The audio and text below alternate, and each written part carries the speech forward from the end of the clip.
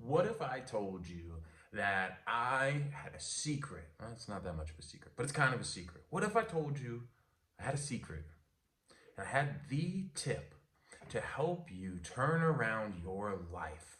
No matter what area of your life that you're struggling in, right? If you're feeling down, if you're feeling just upset, if you're feeling like things just aren't quite working for you in life or in business, I got the tip for you. Now, I was in a bad place. Okay. I was in a real, real bad place. And everything was suffering. Everything. Everything was suffering. My marriage was suffering. My relationship with my kids was suffering. My work performance was suffering. It was all suffering. I was not living up to my potential in any way, shape, or form. I was not happy with any of it. Nothing. There wasn't one good thing I could say. Besides maybe that my health was, I was doing good with my health. You know, I was eating right and exercising. But other than that, it was all shit, honestly. And you've heard that it's all mindset, right? You know, and kind of. I kind of agree with that statement. I think mindset's super important. And, but it's not everything. It's not everything, you know, like if you're in a burning building, your mindset's not going to change that. Right? You're still in a burning building, right? So,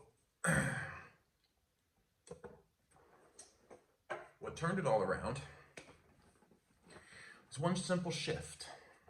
And this is the golden rule, essentially, right? The golden rule, do unto others as you would have them do unto you. Now, what is the essence of the golden rule, right? What's the essence of that? The essence of it is to care for other people. And that's the secret. That's the big secret that can turn your life around, is to care for other people. Stop being so damn selfish and care for other people. And it will turn around every single area of your life. It will shift something within you, and it will shift things that are outside of you as well. So let's take my marriage, for example. I was just salty. Honestly, I was salty. We have 3 young kids. We were in the middle of moving. Like, I'm the sole income provider. Like, there's a lot, right? There's a lot of stress and struggle that comes with that responsibility.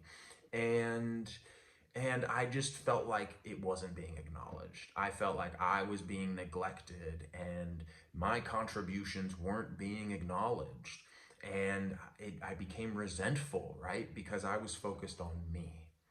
I had lost sight of everyone else. Like, yeah, I still went through the motions. I still went to work. I still put food on the table. I paid the bills. I did all these things for everyone else. But I wasn't doing it with the right heart. And I wasn't doing it to truly care for everyone. I was doing it just as a checklist. I was doing it more out of habit. That's just what I do. I go to work, I pay the bills, right? And it wasn't until I came back, you know, and again, this is part of my faith, but it wasn't until I came back to God again and I kind of really recentered myself in God and in the Bible and started reading it again, where I realized that's right. It's the golden rule, to treat others how you want to be treated, to love one another, to love your neighbor as you love yourself. And what happens is the moment I start shifting from me, and I start focusing on you, everything changes. It's not about what I'm lacking, right? I'm not worried about what I'm lacking then.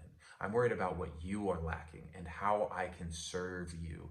When you care about people, you will serve people and you will take care of them and they will feel loved and they will like you for it and they will want to follow you for it. I think it's the number one role of a leader as well, is to care for their constituents, to care for the followers, right? In the Bible, Solomon was given to his servants because of God's love for the servants, right? Catch that. Solomon was not gifted servants. Servants were gifted Solomon because of God's love for the servants. So as a leader, whether it's a leader of many people, a leader of a small family, or a leader of just yourself even, because we do have to lead ourselves, or leader of a business, of a community, doesn't matter. Your number one role is to care for other people. Okay? care for them and serve them and make their lives better. And by doing so, you will not focus on what you lack. And in the process, you will lack nothing. You will end up getting anything and everything you could possibly need, right? You might not get everything you want, but you'll get everything you need. You will be taken care of. So in a business perspective, it's the same thing, right? The number one determinant of a business's success or failure, they've done this with studies, the number one determinant is customer satisfaction scores, okay? It's, do the customers, were they satisfied? Did they rate the company highly in terms of making themselves feel satisfied? And, when they get 5 out of 5s, 10 out of 10s, like that business sticks around. If they get low scores on satisfaction, they go out of business. They ain't gonna make it, baby. They ain't gonna make it. So what leads to customer satisfaction scores, right? What is the main determination on the satisfaction, right? Well, it turns out it's not just a product. It's not just the service, right? Those are bare minimums. The bare minimum, I expect the product to be halfway decent and I expect it to do what I need it to do. If it's a service, I expect you to show up and provide the service at the bare minimum. Like that's what I'm agreeing to pay for. But how satisfied someone is with their experience with a business actually comes down to the level of customer service that they experience and the level of customer service that they receive.